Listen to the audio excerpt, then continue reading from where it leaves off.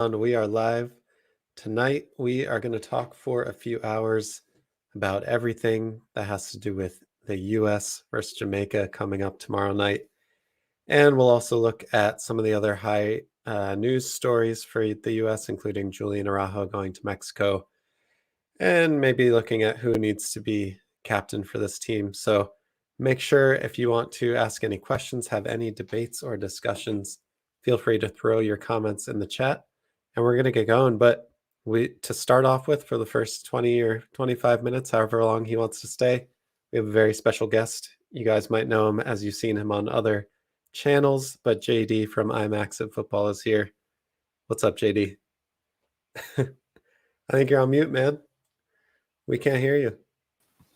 Okay, sorry, I'm here. How are you doing? Yeah, doing great. How about you? I'm just working overtime, because the game is coming closer and the news keeps coming out for Jamaica and it keeps getting worse and worse and worse. It's giving you more stuff to talk about, though.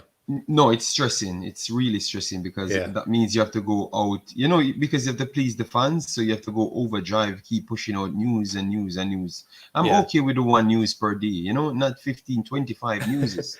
Well, when you're a fan of the Jamaican Federation and the Jamaican national team, I guess you're just in it for 5 to 10 breaking news stories a day. Yep.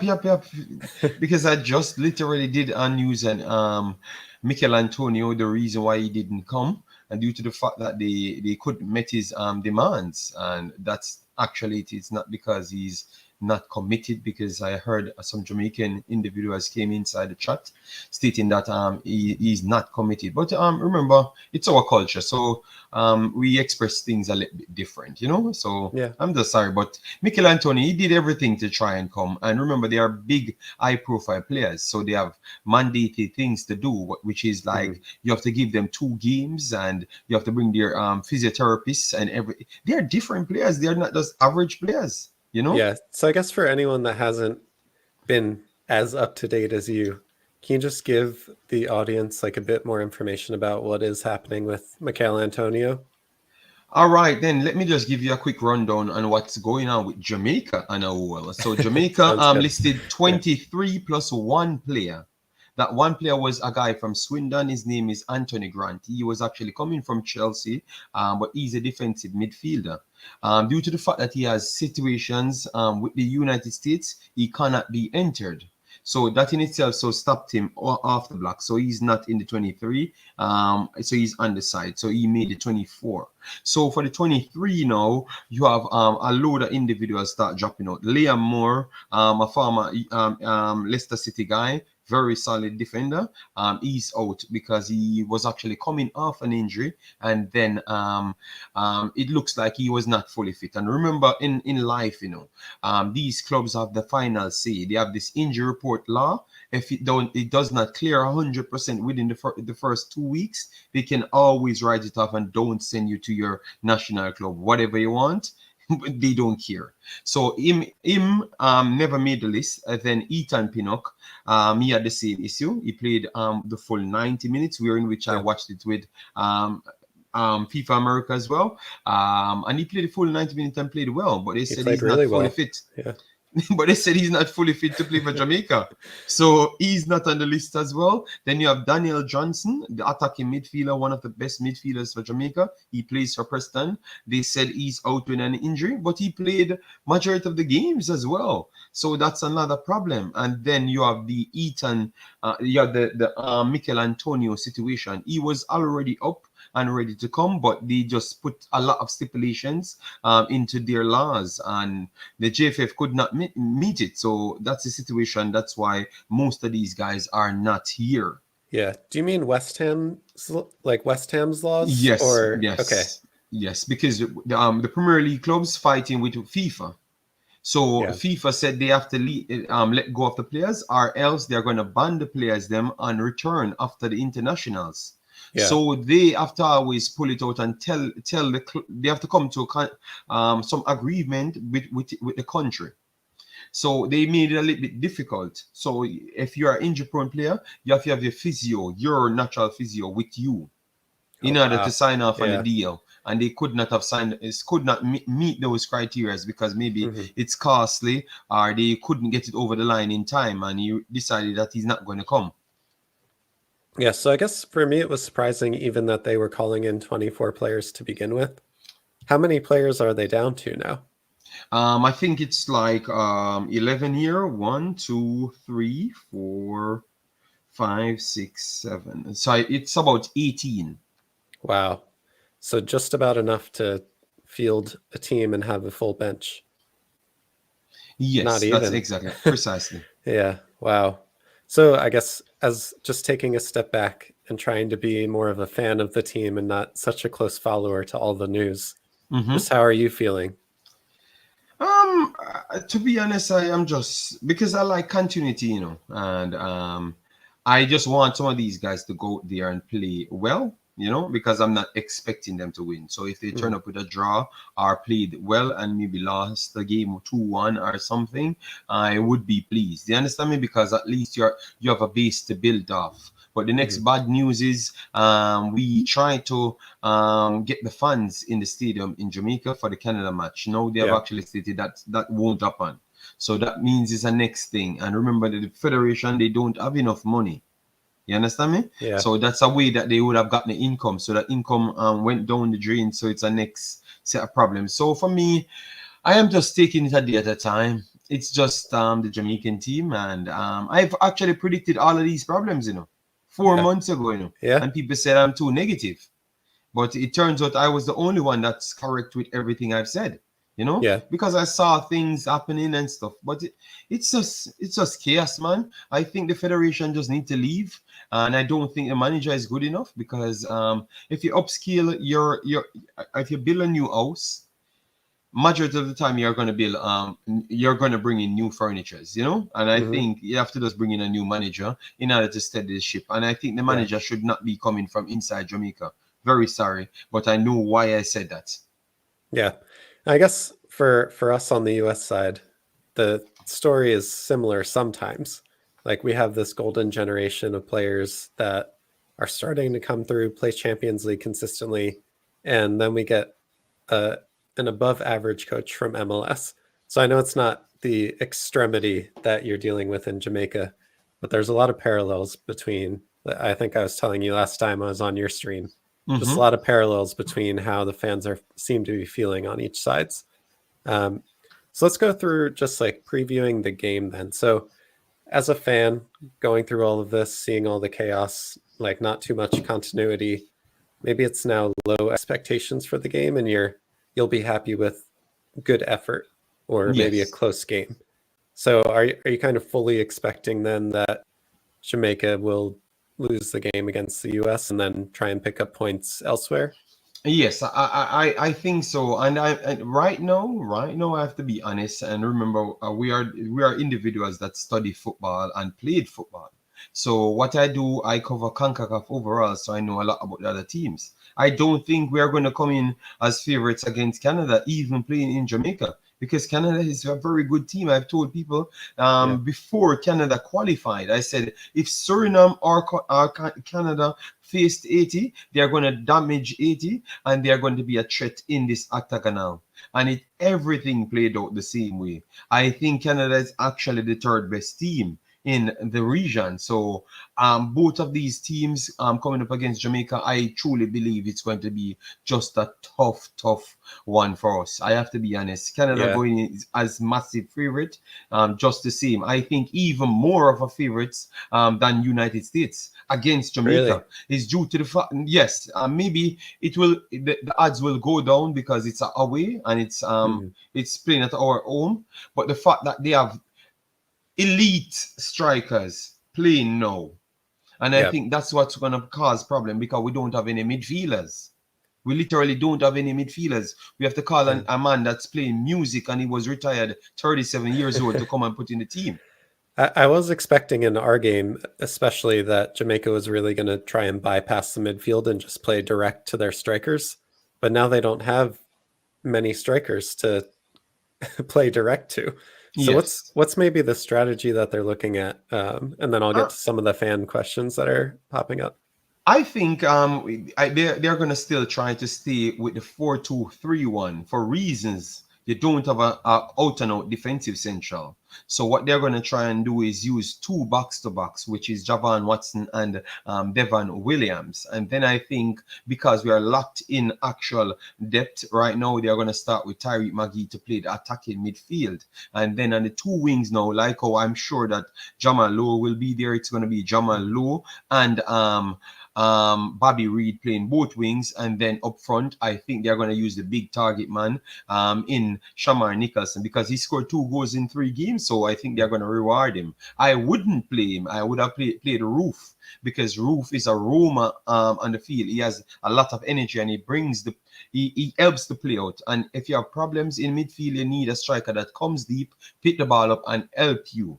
But obviously, how we pick the teams, at least from what I've assessed, when you're kind of a local, you get a little bit more assurance. And worse, if you score 2 goals, it doesn't even make sense if you fit the squad the starting 11 or anything. They're going to kind of favor you. So I truly expect them to favor him, in my opinion. Gotcha. All right, so let's get to some of these questions. Thanks everyone for putting that in the chat. And we only have JD for a few minutes, so we'll try and get through some of these. So Jonathan Walker asked, how do you feel about the overall qualification campaign? And do you think if COVID didn't ever happen that Jamaica would qualify? Would they still be having these types of issues getting players in? The virus made it much more difficult. Yes, that's true. But we never had enough money from before, and that itself caused the squad to cut, and certain players can't come from certain distances, and that's the problem. So I think it would not be a clear cut. We could have gotten all of the players regardless. You get me? Because we don't have any corporate sponsors at the moment to fit the bills. So we have to just rely on the FIFA money and what came in from the government as well. So they are in financial issues right now. It's in the gleaner, so it's not something I'm breaking. It's out there. So I think I think that the COVID would not help it. I think the financial issue is way bigger than the virus. Yeah. So Kevin also made a point about it's just unfortunate that Jamaica can't get some of their players to represent the country. I was wondering if something like the Mikel Antonio situation can be rectified by Antonio pushing a little bit more. Is that the case, or is it truly just the club that's saying if you don't meet these stipulations, then he can't go? It's not only the club, but I think the JFF, which is the Jamaican Football Federation, they have a big part to play in it. You know why? Because he said he wants his physiotherapy, therapist, I should say, and he would pay for it. Clearly. He doesn't even want to even involve money conversation because he knows it's going to be a no-no. So he will pay for it. And they never got the individual here fast enough. So it's their fault. A man coming with his money, you don't have any money issues now. You just need to do the right things to get him here and get the people here. And then you have problems. So that clearly tells you the guys them are just incompetent and they are not running nothing well. But because no one is there to oversee them, that's why all of these smaller nations, because I've covered a lot of them, they have similar problems. I can tell you. It really seems like we are the ones that are missing out from this, because from the perspective of a US fan, for the last decade, Jamaica has always been a dangerous team in CONCACAF for the US to play.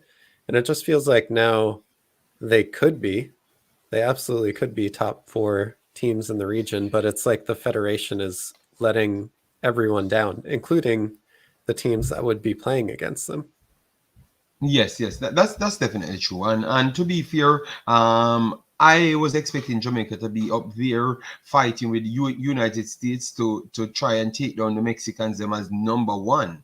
But believe me, from I saw certain things start going bad in camps and stuff, it just lead me to believe that we were going to fall off regardless. That's what I actually believe. But let's see if we can turn the corner. That's all I can say. These guys just go out there and put a good shift in and convince others to play. Convince others to break their neck to play. You know, and what I would say, the federation, they need to start doing things real. And I'm going to go on every platform and keep on promoting them to do the best thing and give the team a fair chance to do something. You know? Yeah. Well, I'm happy to give you that platform here and just let everyone know what's going on. And I don't want to have you say anything that you don't want to say, but are the problems with the federation more corruption based, or is it ineptitude, like people aren't handling things professionally? Like, Yeah, what it's is a at bit the of core of it? it's a bit of both, and the reason why it's a bit of both, you have individuals that's maybe not a part of the federation but connected to the federation. They have laws that they're trying to force um, in the team itself and in the overall Jamaican setup, where in which they want quota systems. So they want players from outside. Like if my kid was actually born in Belgium. Mm-hmm. If 3 spots were already filled, my son can't play for Jamaica because no more spots will be there. So you have a lot of corrupted behaviors going on there. I think it's big. It's bigger than the next side as well. I think corruption leading the way there, and they need to clean it up because I don't truly believe that they appreciate the UK guys, and that's the problem. I think that's a true problem because Ethan Pinnock, even now, we don't get a report that he's actually injured. Yeah, and like you said, he played 90 at West Ham. He We played a saw him really played good game. 90. Yeah. Yeah. What about players like Ivan Toney or others that are, even Raheem Sterling, I know was a big one at the time, but are there others like that that are not benefiting from this system? A lot of guys could have come here. You have some quality players that can't make the English team, and they just don't reach out to them. Even the same team that we are actually talking about, I told you about Rika Henry. You have Mhm. Tishan Oakley Booth. You have Jordan Cousins in the league. You have Kevin Stewart. Those are all defensive midfielders in the, and box to box that they could have actually picked. Those guys won World Cups in England youth system, and they're there, but because they didn't upgrade like Foden, and they went to the wayside because they know colored people in England, sometimes some of us do the wrong thing from early and make the wrong decisions, and because we don't get certain free will as others, we might get pushed aside. So they just take other individuals to nurture them and bring them to their full potential and stuff. So I think it would have been very easy for us in Jamaica to just go out and try and make sure you get the people here. But if you want a quota system, you're telling people that they should not come. Look at Joey Dizard. He made the Jamaican national team under 20. But what happened after? They never called him back. Yeah. No, you're taking a guy from in the RSL, in the USL, Devon Williams, and he's actually playing in the MLS and available for Jamaica. And if I never told him the other day, they wouldn't even remember that guy existed. Yeah. Yeah. And Yeah. so maybe let's end with a bit of optimism, because I know a player like Damari Gray is kind of next in line to potentially play for Jamaica. Are there other good news stories like that that we can look forward to the Jamaican team? To be honest, no. Damari Gray, they said he has some passport issues.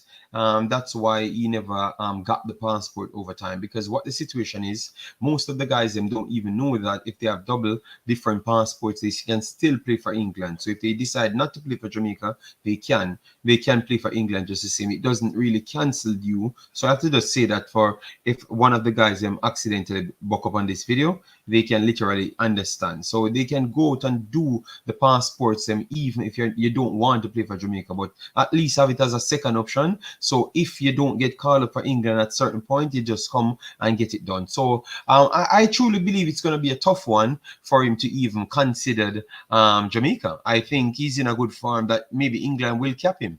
You know? Yeah. He's playing really well for Everton, one of the best Yeah. players for that team right now. Okay, I have one last question because it's something I wonder about when teams are kind of back up against the wall and things aren't going their way. Mm-hmm. Sometimes that can be a really great motivator for the team, even if they're not as talented. Do you feel like that's a possibility for this Jamaican team? Yes, it's possible, because remember, I told you about the defense line. The defense line is okay. The defense line is really okay, and the striker slash wing forwards line are okay. So if they can find a way out to get fast transition, but the sad thing is, most people don't understand. Jamaica never played passing football from before. Yeah. So even though we are talking about midfielders, is what we want, what we're imagining to happen. Like we're going to become competitive with America and Mexico. No, I think they're going to do route one just the same, because Shamar Nicholson is a big frame. The only problem with Shamar Nicholson now, he had a broken cheekbone. So he's going to be wearing a mask. So aerial threats will be limited. So that's a next problem yet again. You get me?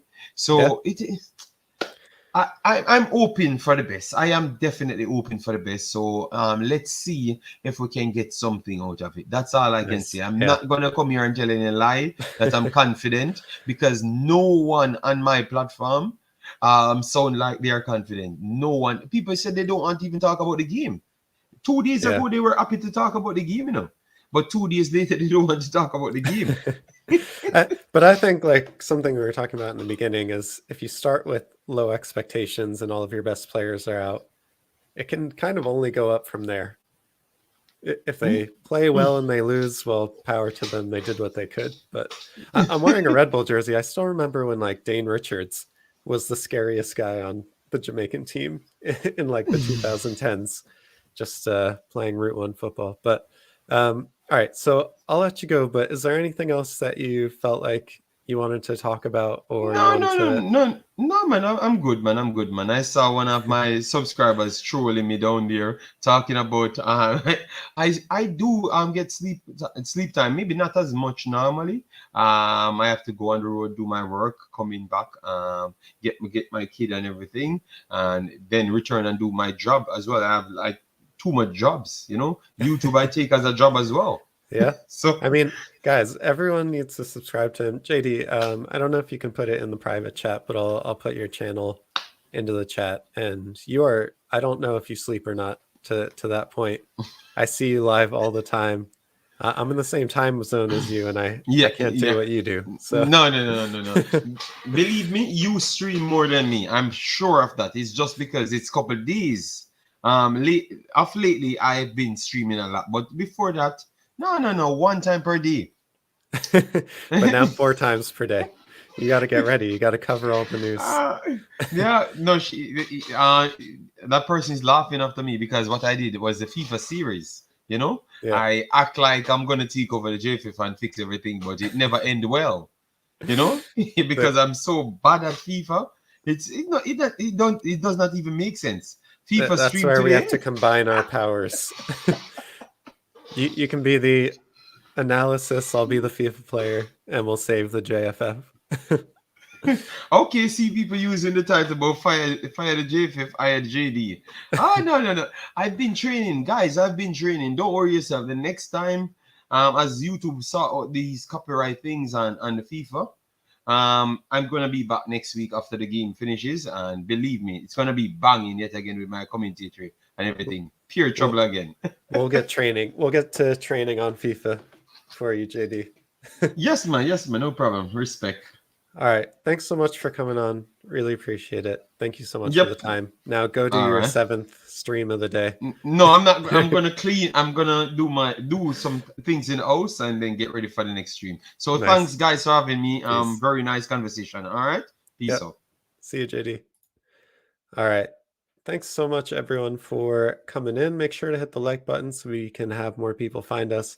That was JD from IMAX at Football. I'll make sure to put his link in the chat once that gets sent over. And yeah, what a great guy, great source of information for the Jamaican team, for the Jamaican Federation. So tonight, I'm just going to talk through what I think the starting 11s are going to be, some of the tactical pieces that we'll need to look for the Jamaica versus US game.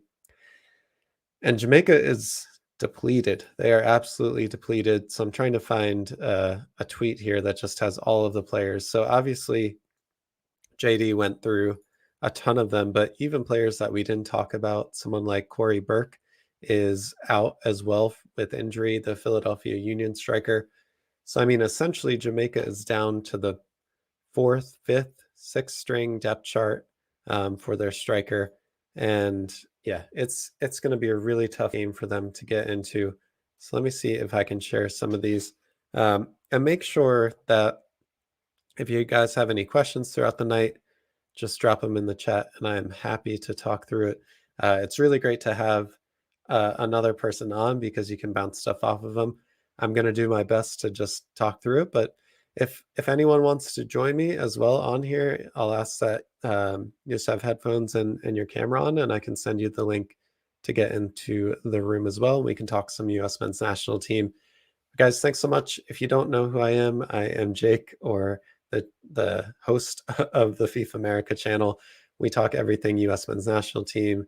We have a new FIFA series as well where we created a US men's national team club. So if you like all of that stuff, just make sure to hit the like button, make sure to hit the subscribe button. I will be doing tactical breakdowns for all of the World Cup qualifying games. So make sure to follow me for that. We have actual game footage that will kind of draw along different lines of tactics and analysis there. So, all right, let's talk through it. JD is the opposite of NPR voice. Yes, I've been told a lot over the last few days as I've been streaming more that I have an NPR voice. That's fine with me. I'm happy to lull you guys into a false sense of security while we talk through the US men's national team. And I can assure you that I am actually this calm in real life. So I'm just getting our squad builder up right now, and we'll go through what I think the US men's national team starting 11 should be, the fact that everyone is healthy right now. And I think we're going to have everyone at least that's in camp available. So let's go through the predicted lineups here. Shane, thank you so much for the question. Sorry, I'm late. New subscriber here. Again, no problems at all. This is a great time to join the channel. We started the channel about 4 months ago, so to have everyone here is awesome. So let's start with Michael's question of, do you think Hoppy gets the start at the number 9, or is he going to be relegated to the wing this window? One shout out for this. The Straight Red Card did an interview with Matthew Hoppy's uncle today. It's a really good listen, but even he doesn't have any inside information, by the way. But I think everyone is kind of the mindset that Pepi is going to be the starting number 9, and everyone else is going to be the wingers around him, except for Gyasi Zardes. Zardes will be the backup to Ricardo Pepi. So let me share my screen here, and we'll get started on what the starting lineup is going to look like. All right. Let me get everything settled. Hopefully you guys can see that. All right. All right, so we're going to put Ricardo Pepi up here. He's going to be our starting striker. Don't pay any attention to the ratings that FIFA gave. But I do think Hoppy is going to play on the wing this camp. And for that fact as well, guys, I do think that Brendan Erinson and Timothy Weah are going to be the starting wingers. So even in that sense, I really don't see a scenario where Matthew Hoppy is starting in the front 3 as well. And as I go on, let me know if you agree with what I'm doing, want to change any of the positions. And this is just for Jamaica's game. So I really think we're going to see a ton of squad rotation when we play against, why am I forgetting? Panama. When we play against Panama, I think we are definitely going to see a lot of rotation there. And all right, just saw a pod with him and he's undecided watching the US. All right, Richie Ledesma, rumored to go to Mexico. I thought I saw during the last World Cup qualifiers that Richie Ledesma was looking for a US men's national team stream and that everyone was getting hype about that. Or was that Alex Mendez and I'm getting people mixed up? But Michael, I hope that answered your question. I really think that Brendan Erinson, Ricardo Pepi, and Timothy Weah are going to be the starting front 3 if everybody else is healthy. Man, Ledesma would be really tough to let go. Aldo, you said he deleted everything US related on his Instagram. That'd be another tough loss, but at least we got Ricardo Pepi. Did we say nice things? JD only said nice things. You guys are cracking me up. All right, is Arriola starting over Weah tomorrow? There's a very good chance. I think Timothy Weah, though, has it pretty locked on just with his club form. His form with Lille has been insane lately. I really don't think Greg will put Arriola in for Weah. This is, to me, very solidly our best front three. Timothy Weah, Ricardo Pepi, and Brendan Erinson. And I would think and I would expect that our middle three writes itself. We have Tyler Adams, if he goes there, Weston McKennie, and Yunus Musa are absolutely my picks for our starting midfield three. And I did read today as well that Yunus Musa had an inconclusive COVID test, but a negative test today. So he needs to take one more PCR test before he is cleared to play. So for me, this front three, Timothy Weah, Ricardo Pepi, Brendan Erinson, is absolutely the best front three. Paul Arriola might get a shot because Greg loves Paul Arriola. And to be fair to Paul, he is in form in MLS. But for me, if Weston McKennie, Tyler Adams, and Yunus Musa are all healthy, they are by far and away our best midfield starting three. All right. Let's go to some of these questions. Thoughts on Erinson to AC Milan? I just got in late, was curious about it. Thanks for the question, Adam. And I actually do have a list of other things that we're going to talk about. Erinson to AC Milan is one of those. I think that's a really good place for Erinson to land. I think that's a very good stepping stone on the ladder of his career to go from Philadelphia Union to now Salzburg and then to AC Milan. I think that level of a team that's kind of getting back to their prominence in Europe is really where he can find a lot of success. And that's not to say he's not ready for a big team, but at the same time, AC Milan can get back into that tier one with just a few more signings, a good experience, good success in their European football in the next few years, and they are right back in the thick of things. You can see already how fast the Italian league has kind of flipped with Juventus kind of falling down a few steps, Napoli winning the league last year, Lazio, Roma, all of the teams are kind of coming back into prominence. Milan, Inter, all of this, or did Inter win Serie A last year?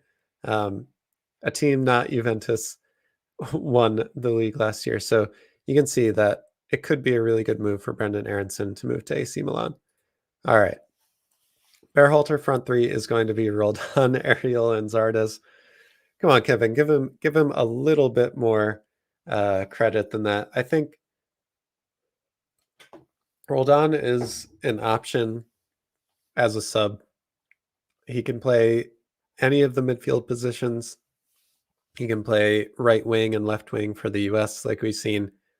And I do expect actually that in our second game when we're away, that that Gyasi Zardes will likely start that game. I really do believe that. And it's probably going to piss a lot of people off if Greg does that, but I can see the reasoning behind it. All right. And I'm quickly learning that I have no idea how JD does this and talks for hours of the day because my throat is dry and I need some water. So Ledesma was on a podcast called The Cooligans saying he was still undecided a few days ago. Said he was wanting to get back on the field to show people he should have a position. Yeah, I mean, it would be a big loss to have Ledesma go to Mexico, but it also at the same time, like, what has he really done that would prove to us that he is levels above anyone else in the pipeline? I don't mean that as a slight towards Richie Ledesma, but we have so many great attacking prospects. So I'd be sad to lose him, just like I was sad to lose Julian Araujo, just like I was sad to lose David Ochoa. And at the same time, I think they're all somewhat replaceable. If someone at the Pulisic level or the Reyna level, Tyler Adams level, any of those types of players left, then I would be completely beside myself, but we're not quite there yet. So IMAX in Football, JD did join us to talk about the Jamaica game. He says hit the like button. I completely agree with him. Make sure you hit the like button so more people can find us. All right. That's a weak defense. Well, there's no one there yet. So anonymity, you said where's the creativity in the midfield? So for me, Yunus Musa and Weston McKennie would play somewhat of dual eights because Weston McKennie is going to be much more of a box-to-box midfielder. And against Jamaica especially, we really don't need to worry too much about their midfield. Their midfield is, again, not a slight on them. Obviously, they're professional soccer players, but our three in the midfield should completely overwhelm any midfield that Jamaica puts out. Tyler Adams shouldn't have a ton of defensive responsibilities. Yunus Musa, I will say this right now, is one of my favorite players to watch. He is one of the best players in the pool that can take the ball from defense and transition it into the attacking third. So if you're asking where is the creativity in that midfield, I think Yunus Musa is going to be my number one that I'm going to point to. Weston McKennie can absolutely ball out, has some skills. And Brendan Erinson as well can drop into the midfield and take the ball up as well and try and find Weah and Pepi in the lines. So plenty of players are in form. I agree with you on our front three. I don't necessarily agree with you on our midfielders. I think what's important for our midfielders, though, right now, the Weston McKennies, Tyler Adams, Yunus Musas, everyone is healthy and getting minutes at the same time. I think for our midfield, that's what matters. But you're absolutely right. If you're talking about Timothy Weah, Ricardo Pepi, and Brendan Erinson, all three of them are very, very in form. So the fandom realm, you said, love Erinson as long as he goes somewhere and plays as long as it's a top 5 league, so he'll be easier to find on TV. You guys got to get your VPNs and streams going so you can really follow all of these US players. And I am not sponsored like all of my contemporaries, so I will not tell you to download the one football app, even though you can to find and get reminders about all the US players.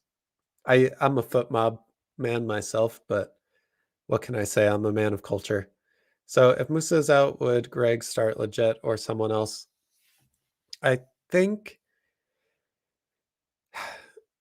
it's a very good chance that Greg will start Legit or Roldan in that spot if Yunus Musa does have COVID or isn't ready to go. I think a lot of the fan base would say, well, why don't you put Luca De La Torre in there? He has a very similar skill set to Yunus Musa. And what I would probably say to that is that Greg has seen and been in camp with Yunus Musa a few times in the last year. He hasn't seen as much as Luca De La Torre. And again, playing for a slightly above average team in the Eredivisie in the Netherlands, it's not really the same as being able to come directly into camp and win a starting spot from someone that is, again, I might lose a few viewers here, but Legit and Roldan have done a lot for US soccer in the last year or two. And I think Greg is a coach that really goes with trust in his players a lot and goes with consistency. So I can absolutely see a scenario where if Yunus Musa isn't ready to go, Legit is going to be in that spot. So thank you so much for that question, Avi. Adam, thank you for that maybe correction or just confirmation. Inter did win Serie A. Thank you. All right, in a shock move, Greg puts Tim Ream as striker in a Koeman-esque fashion. Well, we don't have to worry too much about that because Tim Ream did remove himself for personal reasons and was replaced by Walker Zimmerman, although we did have John Brooks also go out with an injury, but nobody to replace him yet. So, Kevin, you said US men's national team needs to have a midfield that can be played through first. Creativity will hopefully get better as time goes on. Yeah, I think creativity has roots in confidence in those around you, and it has roots in the chemistry that you have built with those around you. So as much as I love Yunus Musa and the skill set that he brings to this US team, it's not really going to mean anything if he hasn't built any chemistry with his teammates and knows which runs they prefer. Again, I know that might seem silly to like a fan that's a bit more casual or hasn't played at a high level before, but you can absolutely tell when teams have that chemistry, and it does count for skill levels a lot. So did you listen to Rolldown's press conference? I tried to never hate on a US player, but man, he did nothing but echo Greg. It was strange. Thank you, Ryan. So after we build the lineup, I haven't listened to Rolldown's press conference, but I thought what we could do, if there's still time left and you guys were interested, was to actually go ahead and watch those press conferences together. I did do a series on YouTube after the last World Cup qualifiers where I watched the post-game press conferences for the players and for Greg and kind of gave my reaction to each of their answers. So yeah, if there's time, I am definitely looking forward to catching Roll Down's press conference. I think Tyler Adams had a press conference. Arriola had a press conference. So we can choose which one we want to watch together, and then we can dissect and break down what that looks like. So I'll read Aldo's and then I'll kind of go through my defense. If Ledesma goes to Mexico, I can already see the US men's national fan seeing we don't need him. Then we start Arriola and Roldan as wingers. Yeah, I think Ledesma is in the space, right, where like you're gonna have prospects. You're gonna have people that have a higher ceiling and a lower floor than Richie Ledesma. And we don't know what that ceiling and floor is for Ledesma either. So yes, people are definitely gonna say that. They're already saying that about Julian Araujo, even though you know people would be really excited about Julian Araujo committing to the US national team. Because look how Serginho Dest has performed away in CONCACAF recently.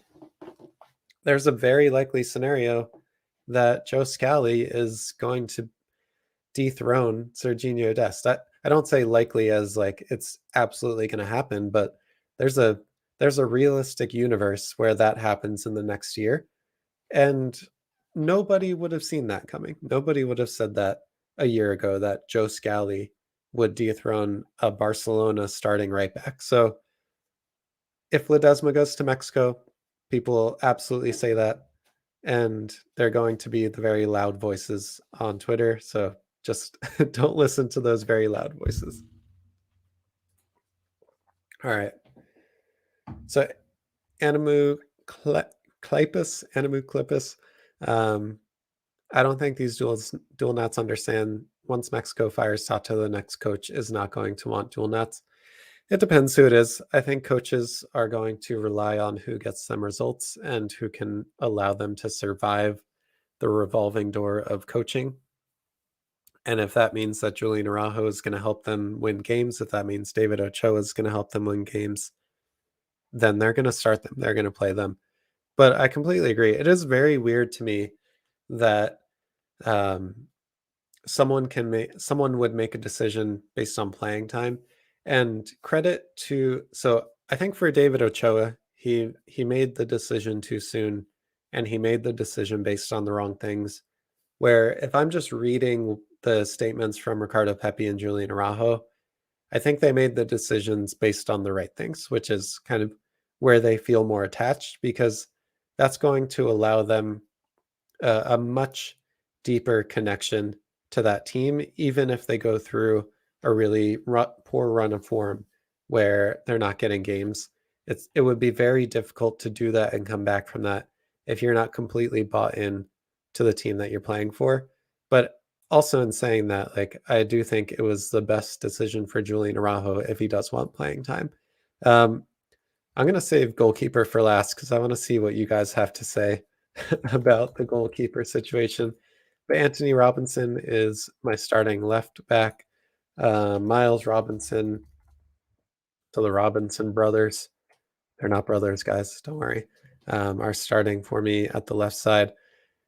And then I am going to put Chris Richards here. I was on the Mark McKenzie side a few days ago, but I do think that Chris Richards and Miles Robinson, just thinking a bit more about it, are going to be the best way to go. And then Serginho Dest, my G, we'll put his inform in here just to have him higher rated. I do think Serginho Dest. This is a pretty good 10. Now, I do want to ask the chat, is it going to be Turner or is it going to be Stefan? Make sure to put your, let me know who it is as I answer some more of these questions. So, Michael, you said, what do you mean? What has Ledesma done? He's killing it for the States United. So thanks for the shout out, buddy. We did sign Richie Ledesma to our career mode created club for the U.S. men's national team. And he's definitely been one of the MVPs on the team, playing at center, attacking mid. So, yeah, I mean, as a FIFA fan and a FIFA player with Richie Ledesma in our team, I think we will definitely want him in the United States. So if you do want to check out our FIFA series, you can check out the highlights. The first 2 episodes are out. They're called States United, and they're going to be in a playlist if you go to my YouTube channel. Anonymity said they're going to pack the midfield like a hippie packs a bowl. Hey, man, I think a hippie packing a bowl would know to not go too tight, or else you don't get any airflow. But, what does a non-hippie know about that? But I do think Jamaica is going to pack 5 into the midfield, 6 probably, honestly. They might go 11 behind the ball if our center backs are just passing it back and forth. We saw in the Honduras game especially, and Canada as well. Canada, let me touch on, because we played a 4 in the back against Canada. I think we're going to play a 4 in the back against Jamaica as well. We did not play quickly enough. We did not switch fields enough. We didn't do enough to disorganize the defense.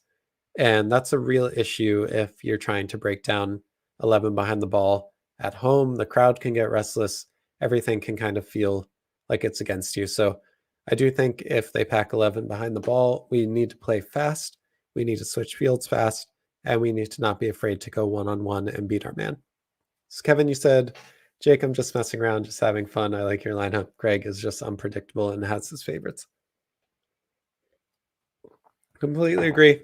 We like messing around here. I don't take this or myself too seriously, so feel free to talk smack about my opinions, talk shit about my starting 11. We're happy to have those conversations. Genuinely, I really try and keep a positive environment around the fan base and the community. If you guys want to, spew vileness towards players just because they're called into the roster, or you want to call others names for having different opinions, then this is not the right community for you. If you want to have those conversations in a rational light and present your case and talk through it like we're all human beings on the same earth walking together, then this is the right channel for you guys. But sorry, I got a little off track there. The fandom realm, you said, so I can see it now. Jamaica is going to pack it in and try to play for a draw. Absolutely. Like, they don't really have any other answers to do. They don't really have any other options to do that. Anonymity, they're going to pack it in and go for a win on the counter and settle with the tie if they can. Yeah, I mean, similar to what I was just saying. It's that they aren't going to have too many options. Alex, I'd love to chat. All right, let me this is my first time doing one of these on YouTube where I'm not in FIFA, so it's a bit different of streaming software. So let me see if I can let's see, get some invites out there to you guys and have it go to you. So let me do that while I'm answering some other questions. But Alex, if you do want to join in, I will get you in here. Kevin, you said you watching Italy, Spain. I think that started at 7:45, so 5 minutes ago. I might have it up in the background, but my computer is not good enough to stream and have all these other windows open. So I might just catch the second half once the stream is over. Dan, you said Ledesma is a bigger loss than Araujo. Hope he picks US. This is really surprising to me, Dan, because it just seems like, man, it really came out of nowhere. I thought Ledesma was a lock, and I knew Araujo was definitely wavering, but it would be a big loss. I hope that he's still making his decision, but damn, it would be tough to lose Ledesma. I got to stop and go forward to Adam with the super chat, giving to the bowl packing fund for the Jamaican midfield, or maybe for me. Thank you so much for that. I really appreciate it. And guys, maybe this is a good time to just say all super chats that you send me, all YouTube memberships that you sign up for, all Patreon memberships that you guys sign up for is going towards the Open Goal Project. So this Sunday, October 10th, 9 a.m. to 9 p.m. Eastern, I'm doing a 12-hour charity stream. I'm playing FIFA. I'm talking to Sam Stokes from Yank Report. I have Meg Swanek coming on, who will be in Panama covering the game. And I have Bells from Scuff Podcast joining us as well. Oh, gotta take a breath. All of that to raise money for the Open Goal Project. So in saying that, every super chat that you guys send through, every YouTube membership, every Patreon, if you want to support the channel and support Open Goal Project at the same time, I am matching every single one of those purchases towards the Sunday, October 10th fundraising stream. Wow, it is hard to talk and read through all of these. But thank you so much, Adam. I really appreciate that. All right, let me get this this link out. So, guys, I am going to put the link in the chat. If you guys want to join me, just let me know, and make sure you put your name in there so I can read it before adding you to the room. So I'm going to do that now. All right, let me try and go down and put my starting 11. Stefan game 1, Turner game 2. What does Jake know about that? Who knows? It's still illegal in London, in the UK. So not that I know for any reason. All right, so let's put Zach Steffen in this. So this is our starting 11, guys. What do you think about that starting 11? I'd love to hear some opinions on that. Whoa. Hey guys, let's not sling some names in here. I don't want to get a reputation around here in the US men's national team community. I think the straight red card guys already have, or at least one of them was super baked on his interview for with the Yank Report, which cracked me up because they did not reference that at all until after the interview was over. But I think we already have one of those in the community. Anonymity. Whoa, I did not expect that bull wisdom from NPR voice. Hey, that's what I'm here for. I know all, I see all. Dan, you said Arriola and Roldan are bear halters puppets.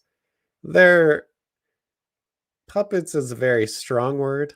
I would say they're preferred players for Greg, but I mean, it's puppets I don't necessarily agree with, but I see why the fan base kind of goes through that and slings these at our players. All right, let me catch up here on some of the comments. Anybody know that website name? Which website do you mean the one that I'm on right now doing the starting 11? All right. Imagine playing for Barcelona, choosing to play for the USA instead of Netherlands and getting replaced by Scully. It could absolutely happen. You think Chris Richards already has a connection with Robinson on the back line? Well, so I was picking McKenzie because of the chemistry, but there was a US soccer clip of practice where Chris Richards and Miles Robinson were on the same back line playing a drill together that was specifically for keeping possession. So after seeing that, I kind of did a double take and thought more about it. And I think it makes a lot of sense to have Chris Richards be in here. Chris Richards and Miles Robinson are both extremely fast and they're the center backs that you want if you don't want to get hit on the counter. Shane, you asked, when is Miles Robinson getting a move overseas? Any rumors at all? And I see you just entered the stream, so I'll get you in a second. I think Miles Robinson is a very weird one for me because he had an insane Gold Cup, one of the best players at the Gold Cup, not just for the US, but for all of the different teams involved. And there wasn't any hype around him getting a move. That was, if you remember, just at the end of the transfer window. So it's crazy that there isn't more discussion. But I think if he finishes the year well and he continues to play like he has for the US men's national team, then he is going to get a move this winter for sure. It'll be the off season for MLS, so it's the right time for those to move on. All right, so Shane, I'm going to bring you in here to the stream. Guys, keep sending your questions. What's up, Shane? How are you? I'm good. How are you? Yeah, I'm doing great. Thanks for joining in. Sorry, any technical difficulties. I'm just trying to get through this first stream, but seems like it's working well. It's awesome, man. This is great. I'm glad I found your page. I found it through 11 Yanks and Tactical Manager and some other YouTube pages that I've been watching. Nice, man. I'm new to soccer, actually. I used to play college football at Wake Forest, so shout out them. They're 5-0, so I'm excited for them. But yeah, I don't know what got me into soccer this year, but I guess just all the time in quarantine. And it just happened. Pretty much. So, and yeah, sorry, what you go? Yeah, I was just going to ask where you're joining us from and kind of what did get you into soccer? Like, what was that one moment where you just decided? Right. So yeah, right now I'm in Hermosa Beach, California, and Los Angeles, obviously a big hotbed for soccer in the Latin American community and stuff. And I went to high school at Loyola, which is a very good high school soccer team, and a lot of my friends play soccer, and so I got into it through that. And I was super into it during like the 2014 World Cup and stuff like that. And then after 2018, I was just like, whatever, like we suck, I don't care. And then all these guys started popping up over Europe because I still watched like Premier League and Champions League, and I was like, okay, well, maybe we're actually pretty good now. And we've obviously had a successful summer, and I'm back super into it, and I like the way the program's going. I just think we need a new coach personally, but that's awesome to hear. And I love the diversity in our fan base as well, just like how long you've been following the sport and the team as well, because I think there's people that have been following since like the 1994 World Cup in the US versus for you, like you always had an interest, and then maybe quarantine, finding someone like Filippo or Pete or any of the others, it just kind of escalated your interest in the sport. Is that kind of what happened? Well, yeah. So it was actually some like British YouTuber guy that was reacting to like one of Pete's original videos, like USA against Mexico, like best 11, who's better. And after that, I was like, whoa, we got a lot of guys playing in Europe. So I just kind of got back into it and started really focusing on it again. And, I like the way, we don't have Pulisic and Reyna right now. And we still got Brendan Erinson and Tim Weah, who are both Champions League players. So it's great to see the depth that is coming in. As a kid, I'm 19 years old. So a lot of kids my age are starting to make that jump. And I saw that as a kid, like growing up, I saw soccer becoming more and more popular. And now it's starting to, it's starting to churn. The program's starting to get much better. So I'm excited for the future. So I guess like not having a complete affiliation. I know Wake Forest is in North Carolina, right? Yes. Okay, so now you're in California. Yeah. Do you have an allegiance to any teams in MLS, or do you have a favorite team that you follow in Europe? Well, in Europe, I'm like Pete, where I cheer for the US guys. I cheer for all of those guys. And obviously Chelsea last year because of Champions League and Christian Pulisic and all that. And then in the MLS, Landon Donovan's one of my favorite players ever, but he's been kind of pissing me off recently, but I'm still a Galaxy fan. So I like Galaxy a lot. So do you like Sebastian Lletget, or how do you feel about him in the national team? I like him for the Galaxy. I don't think he should be starting every game for the United States. Like, I think he does think he scores goals. I mean, he does things sometimes that are good. It's just I don't know, not at that quality, maybe. No, not at all. I mean, he's certainly not Yunus Musa, and the fact that starting over Yunus Musa and we didn't play him at all during the Nations League was frankly mind-boggling to me. Yeah, awesome. So, yeah, cool. I'm kind of here on legit. I like Araujo, so it sucks that we're losing him. But especially as a Galaxy fan, you get to see him week in and week out. So I know some other people are joining the chat as well. So Adam and Alex, I'll get to you. But Shane, did you have any? I know you put a question in the chat, but did you have any other pieces that you wanted to talk about before you head out? No, I'm all good. I just wanted to come in, say hi, and dude, thank you. No worries. Appreciate it. Great to meet you. Great to meet you. All right, peace. All right, Adam, you're on. What's going on, man? Jake, what's up, man? How are you? Oh, you first. You go ahead. You first. No, I'm doing well. Just it's great to have people on now. I can catch a breath. Yeah, it's cool, right? No, I appreciate that you're doing this. Love the streams, love the show. Long time, first time, if you will. So I'm here from right outside of Philadelphia. I'm in Glenside, if you're familiar with the area. Big Union supporter, big Evertonian over here, which is nice because they're a bunch of like US-based Everton supporters groups. There's one in Philly, which has been great. Kind of getting more worked in with them. Just mainly on to say hey. Wanted to say I think this is a big period for Dest in particular. I think it gets kind of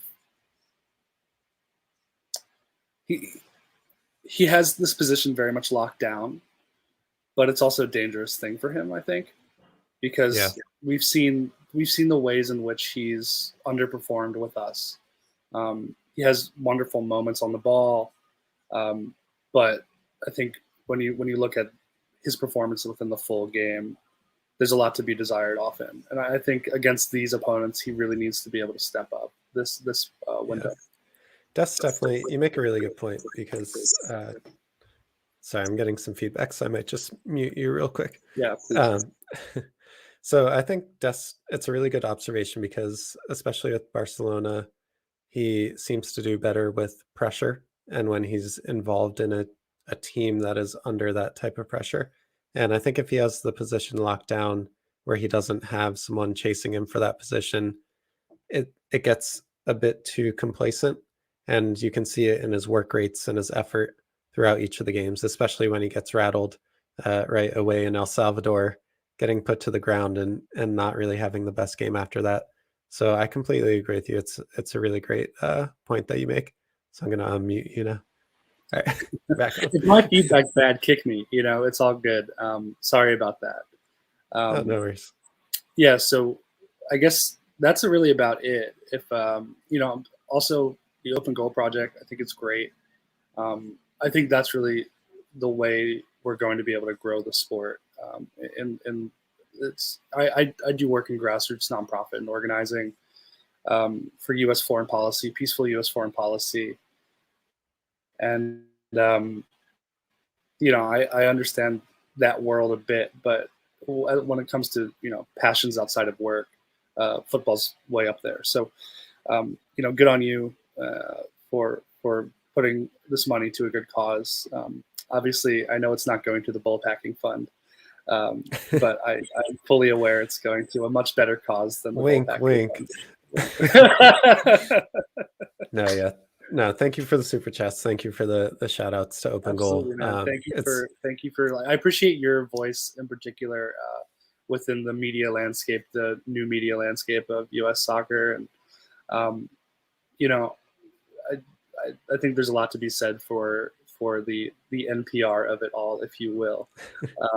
Just because, it can be pretty draining to hear a lot of hot takey, angry influence, which is also not to say any offense to anybody like Tack who's fiery, and I love Tack, but it's appreciated, man. So keep doing what you're doing, and we Thanks appreciate so much. you.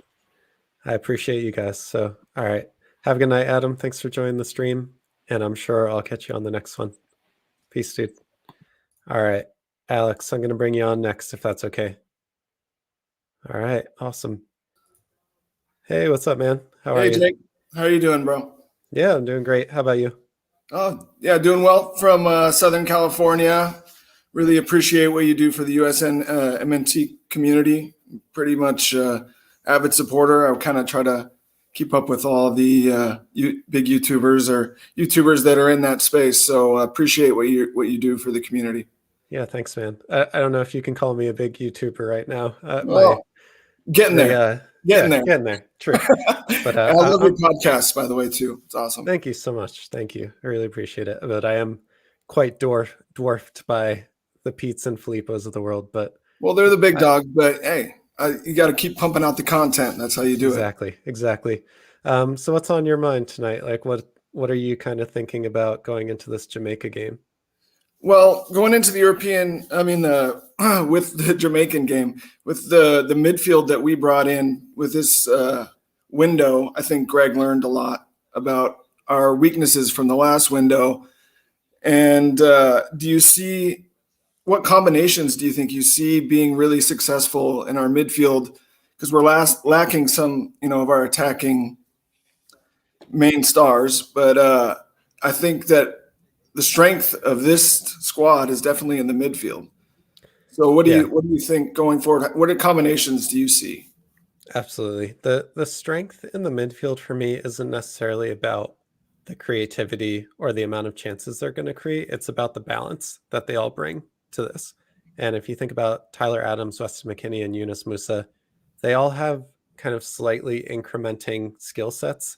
So if you go from like Tyler Adams to a bit more defensive, very defensive, bulldog, win the ball back, start to cycle the ball back to the Weston McKennie on the field. And Weston McKennie is a bit more of an 8. So he can he's a jack of all trades, but he does them really well. And then Yunus Musa is a bit more offensive minded. Yeah. Exactly. Beat a player on a dribble. I think that's going to be really important if teams press us, because essentially the way that you beat a press is you have to leave one man behind. And you can do that by passing through a triangle like 1-2s, or someone like Musa can dribble past and beat a man and make the next defender choose if they're going to have to defend Musa or stay with their man that's maybe running behind the back line. So I think if teams press us, Yunus Musa plays a huge part in that. Luca De La Torre does something very similar as well. Yeah, absolutely. He breaks the lines really well. Mm-hmm. And another thing, maybe with this roster that we have in this window, but if we had everyone healthy, what are your feelings on going with more of a 3 at the back? Our fullbacks that we have aren't so defensive. They're more offensive with Dest and Robinson. They're better going forward. They're great with the ball going forward. Do you think that is would be a successful formation with maybe you having Adams and McKennie as a dueling 8 or a 6-8 kind of paired up next to each other with Reyna, Pulisic, and Pepi, or whoever they have as the most successful 9 at the time going forward? Yeah, it's a really good question. And I love that as you're asking that, my mind is kind of running through scenarios in which we would play a 3 in the back. Yeah, exactly. It's a tough one to answer because I think our personnel does call for it. You mentioned our offensive-minded fullbacks. Serginho Dest and Anthony Robinson can absolutely bomb up the field, put in really great crosses. But I don't know if I trust Greg to implement a different system than what's worked for us. So I think that's kind of where I see the issue, not so much with the personnel that we'll have, but more like how can we institute that as maybe like a second option to the 4-3-3 that we play. Certainly. Yeah, Greg's been super strict on his 4-3-3 mindset. He loves sticking with that. Despite the Honduras formation, which was baffling to everyone. But if you don't mind me asking, where are you based out of Europe? Yes, I live in London. You live in London?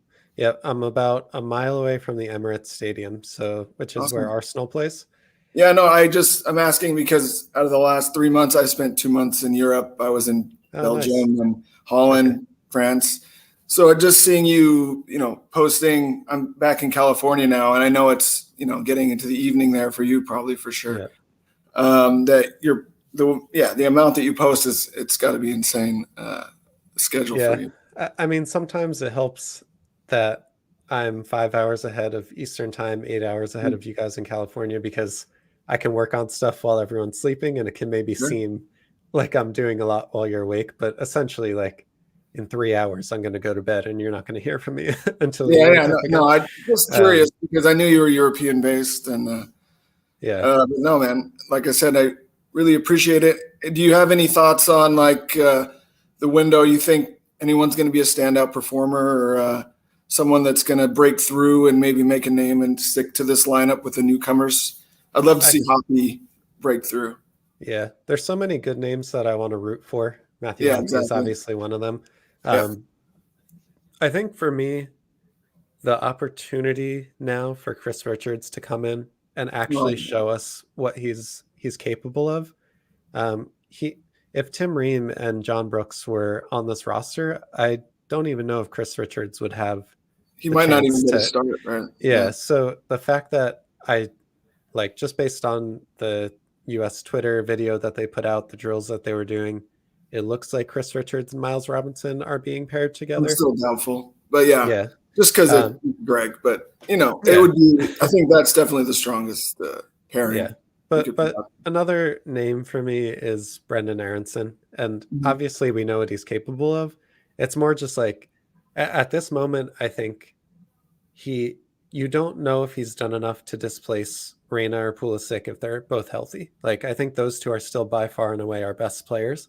Sure. But I think Erinson has an opportunity with this window to essentially tell Greg that he can't be left off the roster, that if everyone is healthy, that he needs to find a way to put Brendanson on the field. Well, it really shows to the depth of the squad, because you'd love to try to fit all those guys in and maybe find a way to play Reyna as a 10. But I'd love to also to see Musa on the field more, and it's hard to fit all those guys into a team of 11 in a 4-3-3. Yeah. So Erinson would be a great guys, maybe as a super sub, even if he isn't, on the field to start the game with all our best players in there. But I hear what you're saying completely. Yeah. I mean, it's a good problem to have, right? We don't know who needs to be on the field because everyone's performing. It's a lot better than our last few cycles for sure, going through. Better than starting. Oh man, I don't even. Recall Omar Gonzalez, better than starting Omar Gonzalez and Kuva. Exactly. Yep. All right, man. Well, thanks so much for coming on. I really appreciate it. Pleasure to talk with you, man. Yeah, thanks for the questions and good to meet you. All right. Good to meet you, man. I'll see you. See ya. All right. Thanks to everyone so much for joining in. I'm going to be live for probably another 20 to 30 minutes. So I'm going to put the link in again if anyone wants to come on, ask some questions, talk through whatever's on your mind going into this Jamaica game. So let me catch up on some questions and comments that we went through. I'm really just thankful so much, guys. I really appreciate it, even if I'm getting the shtick of being the MPR voice. Like, to be fair, in the community, there are only so many people that can be like a little bit more on the extreme side, or maybe Alexi Lawless, if that's someone you follow as well. But it's nice to just be in a space where people can appreciate that there are different perspectives. So thank you for just following along. Thank you for asking your questions. And thank you for all the support up till now. We're a small fish in a pond right now, but like all of you guys have said, we've been around for about 3 or 4 months now. And while we're dwarfed by the larger channels, I'm really happy to just have a space here where we can talk about the U.S. men's national team, and we can have free debate about, maybe Kellen Acosta, for instance, or Paul Arriola, or Sebastian Lletget, Christian Roldan have a place in this team. So I'm going to get caught up on some of your comments there. Anonymity, what position did this guy play? Somewhere on the line, no doubt. There's only so much you can watch. I'm assuming some of you guys are also watching the Italy-Spain game, so I'll definitely be catching the second half of that. So the fandom said Acosta is going to be in there somewhere. He always seems to play lights out against Jamaica. Yeah, I mean his last game against Jamaica was one of his best games that he's ever played in a US jersey. So I don't think though that he takes the place of Tyler Adams or Weston McKennie. And if that's the case, then I really can't see us playing with that defensive of a midfield going into the Jamaica game. So I think Tyler Adams and Weston McKennie being healthy and ready to start kind of prevents us from having Kellen Acosta in there. But again, you never know what Greg is going to do here. Kevin, you said this is awesome. Pete and Tack are too big to do this. Yeah, I mean, when they have live streams, like there's sometimes 1,000 people are joining them. Like I don't really blame them. They work really hard, and I've said this before when I was playing FIFA. Someone asked about this, but they're two of the reasons why why this channel exists right now, and they are genuinely amazing human beings, whether you agree with their takes or not. When I was getting this channel started, they both agreed to be on for interviews. Filippo especially was someone that would, like, I'd ask him about his setup. Even the streaming software that we're using right now is because Filippo recommended it to me. So yeah, maybe they're too big to do this and have people on because they have a lot of success. Like it's good for them. It's good for them, and they are great human beings. And no matter what you agree or disagree with their opinions, I'm very happy that they're leading the space for the U.S. men's national team community. Adam saw that one. He definitely wants to talk about packing bowls. Shane, you said 100% agree. Destiny needs to have a good window. Thanks for having me on. Thank you guys for coming on. I really appreciate that. Again, this is the first time that I've had people on. Usually I'm playing FIFA, so it's nice to have additional people to talk to people that watch the channel, because it genuinely still feels like I'm a fan just getting to talk about soccer. And it's sometimes feels a bit crazy to me that you guys are fans of the channel and that you might see me in this different light, but I'm just like all of you guys. I just decided one morning that I was going to wake up and start recording YouTube videos, and people liked what I had to say. So that's the start and end to that story. Jorge, you said if he's going to be uncomfortable in Panama. So what I think is going to happen with this lineup is that Serginho Dest is going to start against Jamaica. And then what we'll likely do, if we are going to play a 3 in the back, we're going to play it in Panama. And Yedlin and Bello will play as the fullbacks in Panama. I could see that happening. Shane, you asked, what do you think about Alan Ziora? I love this guy. I'm getting some clips together. If YouTube will allow me to put it on YouTube, you guys will see it as well. You guys didn't know this is an American or a US eligible player playing in the Argentinian First Division. He has, let's check out his stats for this year. But I am a big fan of Alan Ziora. I'm now realizing that you guys can see this, but that's okay.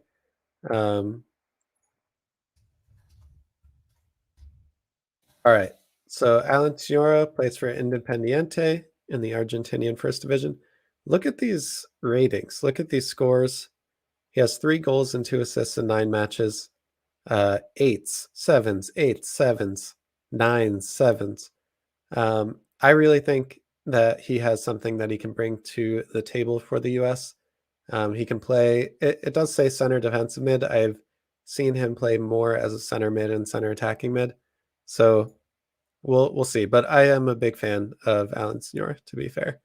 And I think we don't give enough love to players that don't play in Europe and don't play in MLS. Just like Johnny Cardozo, Johnny Soccer, aka another great player that plays in South America that could be an option for this US team. The fandom, you said we need to stop chasing these dual nationals. Our system now is going to put out another crop of talented teenagers that we'll be talking about next year and the year after. Yeah, I agree with you, but you can never have too many players in your pool.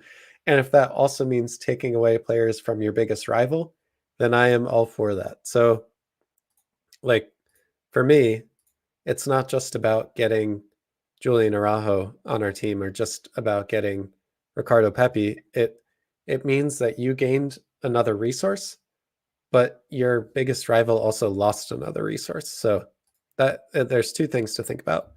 Cole, you said Anon had a weak argument because our CDM mostly played wingback or fullback all last year. Yeah, but Julian Nagelsmann has his own way. Jorge, you're watching the Spain-Italy game. I'm assuming I'll be catching the second half of that. And guys, make sure you like the video so that more people can find us. This has been one heck of a stream. Thank you for everyone that's joined, for everyone that's given their opinion on the starting 11. Maybe we'll bring that back up just to have that as a talking point. Let me share this again. Preston, what's up? Preston, thank you for being a day one supporter. We love you here at FIFA America. Let's go USA. I'm at work now, so I can't watch too much. I look forward to watching later. This guy is amazing, guys. Preston catches the live streams, the Yanks Go Talking podcast, all the YouTube videos. He's amazing. He's awesome. All right, you guys are having your own discussions there. If that bothers you, right? All right, anonymity is getting fiery. Jerry, what's up, man? Thanks for joining us. This lineup is completely unrealistic because we know that Greg loves himself some Zardes, Arriola, Leggett, and Acosta. So at least two of them are going to start. Maybe. I really think that he is going to play a lot of those players that you just mentioned in the Panama game. But this is somewhat of an undisputed best 11. I think you can talk about maybe Mark McKenzie for Chris Richards or Matt Turner for Zach Steffen. But otherwise, like, this is pretty much our most talented 11 that we have on the roster. And they all fit their positions in a 4-3-3. But yes, this would be my starting lineup as well for this window. Hopefully Greg agrees with us and he can go forward with that. Preston, you said my strangely specific predictions. 1, Brendan Erinson plays 3 key passes. 2, Pepi hits a post and a crossbar. One goes in. Dest has 6 successful dribbles. Miles wins 100% aerial duels. That is very specific. We appreciate that. All right. I always hear every USMNT fan say the exact same thing. It's really amazing. Not sure to who you're referring to. There's no playmaker in this lineup. I mean, would you not consider Brendan Erinson or Yunus Musa a playmaker in this lineup? I think there's a lot of balance in this midfield. Yunus Musa gives us a ton of versatility moving the ball from defense to attack. And Brendan Erinson can absolutely drop in, pick up the ball, and just run at defenders. So I disagree with you, but you're free to have your own opinions. The only Josue. Hey, Jake, how are you doing? I'm doing great, brother. I'm doing great, everyone. I'm having a heck of a time just talking to everybody, talking U.S. men's national team. We have had consistently, I have to tell you, I've been looking at this how many people are watching us. It's been consistently over like 55 people. So just thank you, everyone, for joining in. Jorge, I see you joined. Let me get through 1 or 2 more chats, and then I'll bring you into the room. Anonymity. Jake, you've taken my MTR voice the wrong thing. It's a compliment. No, man, I know. I really do appreciate it. You know what? If we're building a certain theme around my channel, I'm more than happy to be known as the person with an NPR voice. Colin, you said Erinson is great, but he's not a playmaker. Again, disagree with you. And I just said why. Preston, you said everyone liked the video. Help our boy Jake. Let me just make sure there's no other pressing comments, and then I'll bring Jorge on and we'll talk about this game or anything else that's on Jorge's mind. All right, Jorge, I'm bringing you on now. What is up, man? How are you? What's going on? You can't hear me? Oh, no. All right, so Jorge, I removed you from, so nobody can see you, but just give me a thumbs up when everything's working and you can come back in. Okay. All right. Kevin, you said, do you ever golf in London? Jorge, if you can hear me now, can you? Yeah. Okay, cool. I'll bring you on. Hey man, what's going on? Can you hear me? I can't hear you, man. Oh, hold on.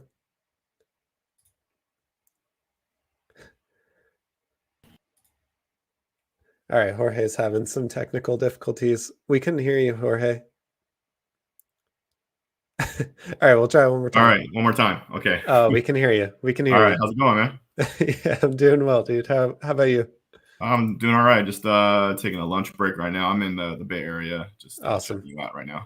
Yeah, I figure that most people that are USMNT fans are way behind me in time zones, and I'm trying to hit the right spots with some lunchtime watches. Yeah, and I got the Italy-Spain game also right here on the TV. Nice. So. Is the game a good one so far? I haven't been able to catch any of it. It's a 1-0 Spain. They're attacking right now, so they're looking pretty good. Okay, nice. So, yeah.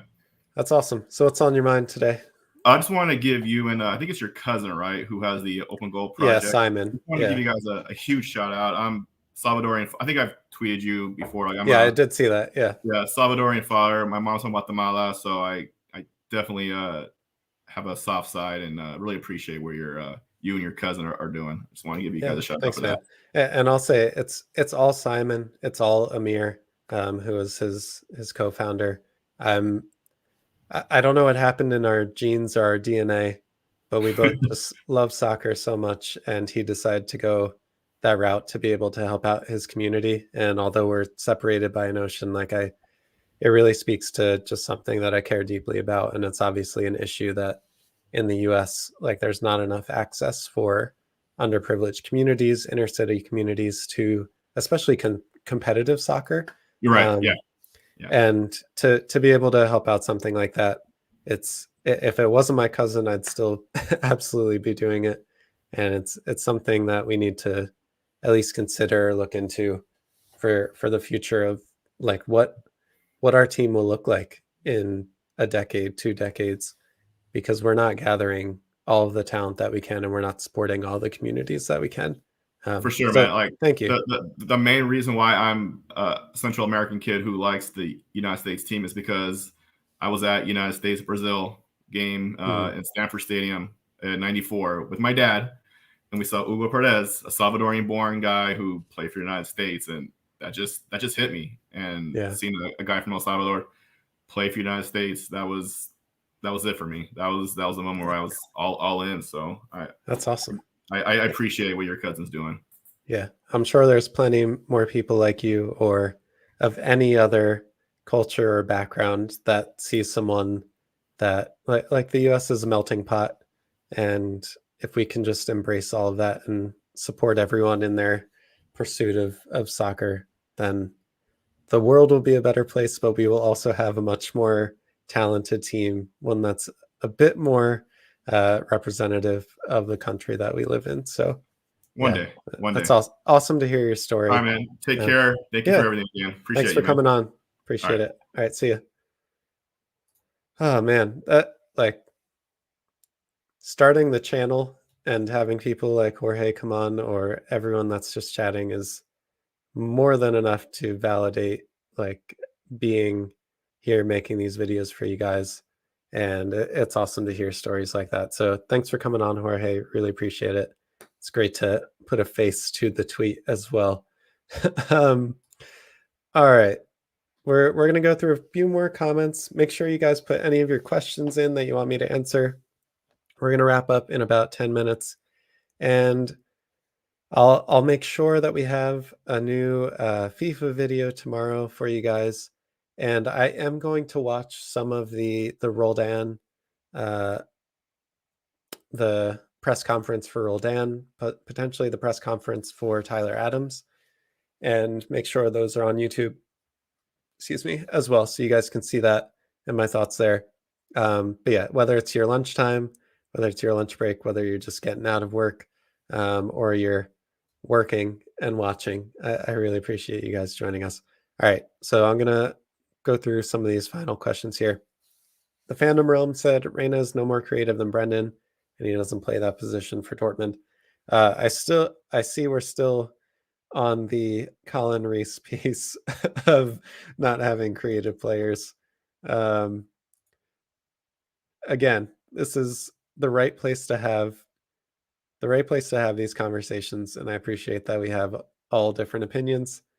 And as long as we keep it civil, I'm happy to keep it in the chat. So Rain said, I just need to know what makes a player a playmaker then, because I definitely think Brendan makes his teammates better with his decisions and passes. Yeah, I mean, you have to know which side I'm on at this point. I do think that Brendan Erinson, Yunus Musa, even Timothy Weah can definitely count as playmakers on this. Michael, you said, got to hop into a meeting, but I'll catch up with you later. Good stream. Enjoyed it. Keep up the good work, Jake.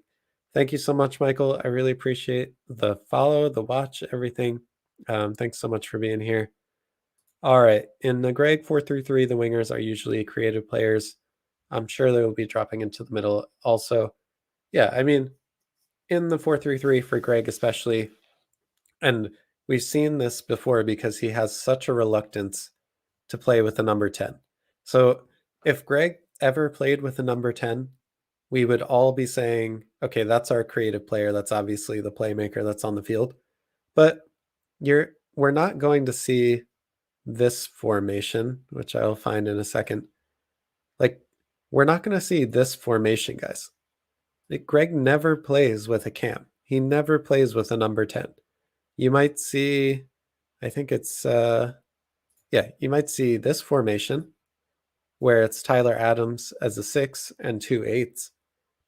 But you're never gonna have a number 10 in a Greg team. So Colin, you said, I mentioned Musa as a playmaker. Erinson can play there, but Musa doesn't seem to have the passing ability to play there. He's better at dribbling. Yeah, I mean, that's definitely one thing that Musa needs to improve on. But would you say that just because he doesn't have the passing range, that he's not a creative player, that he's not a playmaker? I would argue that if he is able to beat players and he's able to see the lanes that he wants to pass in, even if he can't execute on it right now because he's young and inexperienced and needs to learn the weights of his pass, when to time his passes with his teammates' runs, I would still argue that that is creative and playmaking ability. Never expected this stream to be so heartwarming. That's what we're here for. Somehow it always is going to turn into that. I genuinely just love being able to talk to you guys. Hugo Perez was a beast. That World Cup made me the fan that I am today. There are so many great World Cup moments that, not just in that one, but I think about the 2002 beating Mexico in the knockout rounds, the handball against, I think, Germany to not make it into the semifinals. Then you think about like South Africa's World Cup, Brazil's World Cup, like the goal, Jermaine Jones' goal against Portugal. That's what I'm so sad about when we miss the World Cup in Russia, is that we are taken, the opportunities to have those moments are taken from us because the US is not there. So yeah, Hugo Perez was a beast, and now look at him. He's the coach for El Salvador, doing great things for that team. So it's awesome to see him actually get an opportunity as well. I think he's a coach to watch as well for the future. So the fandom, you said, don't get me wrong, I'd like to see Greg go with your lineup. I don't want Acosta to start. Yeah, I mean, I really, really would be surprised if Acosta started, because we're just going to have way too defensive of a lineup. So I saw Bonucci is sent off. Italy's down to 10 men, and they're down 1 already. I think that might be a good time for me then to say goodbye to everybody, to go watch some of the games. But Kevin, I'm going to answer your question before I leave. And if anyone wants to drop any more questions in the chat, I'm happy to talk through it. Kevin, you said, Jake, where are you from in the United States? I'm here representing Chicago, live and work, St. Louis hometown. My hometown is a little town called West Windsor. It's in the center of New Jersey. But after that, I went to college and lived in Philadelphia for the last decade. So Adam, I think he said he was in Glenside. I was very close to that, but I lived in the city of Philadelphia before moving out to London. So All right, Matt, you said we always talk about dual attacking eights, but we have actually been playing more of a flat three in the middle. Musa or De La Torre paired with McKennie and Adams gives us more balance, in my opinion. I completely agree with that. And we, like, dual attacking eights is almost an oxymoron in itself, because you're asking two box-to-box midfielders to do not just the work of a defensive midfielder and a shuttler, but also that of a cam. So I think the balance, I've said this word so many times tonight, but the balance between Tyler Adams, Weston McKennie, and Yunus Musa is about as perfect as you can get in a 4-3-3 midfield. All right. All right, you guys can continue your arguments off to the side and on Twitter. But I think I'm going to call it a night there. Guys, thank you so much. We've consistently had 50 plus people watching. Make sure to like the video, subscribe to the channel. We are going to be watching Jamaica US tomorrow night, and I will be doing a tactical breakdown of that on Friday. If you want to see it a day early, you can become a YouTube member or a Patreon member. All of those proceeds for this month will go towards open goal projects. So if you want to support the channel and the fundraising event on Sunday, you can become a member or a patron, and you can get the tactical breakdowns early, and you can join the Discord where you can talk to me at all times of the day and night. So guys, with that, I'm going to say I hope you all have a great rest of your day, and I'm sure you'll see more from me tomorrow. But if you need to hit me up, let me know on Twitter. I'm at American Fief. And I'll see everyone in the next video. Peace.